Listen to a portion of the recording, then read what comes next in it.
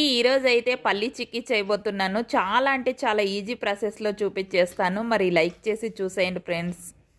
వేయించుకున్న తర్వాత పొట్టు తీసేసి ఇలా ఒక మిక్సీ జార్ తీసుకొని ఇలా బరకబరకగా ఇలా మిక్సీ పట్టించుకోవాలన్నమాట. ఒక ప్యాన్ పెట్టేసి ఒక స్పూన్ నెయ్యి వేసేసి అలాగే బెల్లం ఏ కప్పుతో మనము పల్లీలు తీసుకున్నామో అదే కప్పుతో కప్పు బెల్లం వేసేసుకొని బాగా కలిపేసుకోవాలన్నమాట. చూడండి పాకం చెక్ చేసుకున్నాం కదా ఒకసారి రాలేదన్నమాట. ఇప్పుడు చూడండి ఇలా ఇరగొడితే ఇరగాలన్నమాట పాకము.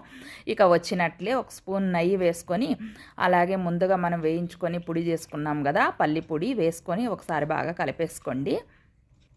పల్లి చిక్కీ అయితే రెడీ అయిపోయింది. ఓ ప్లేట్లో కానీ ఇలా పీట మీద కానీ నెయ్యి రాసి ఇలా వేసేసుకొని ఇక వేడి మీద ఉన్నట్లే ఇలా కట్ చేసేసుకోండి.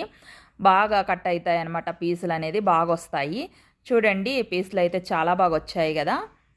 హెల్దీ బర్ఫీ అండి. పిల్లలు పెద్దలు చాలా ఇష్టంగా తినవచ్చు. Super tasty.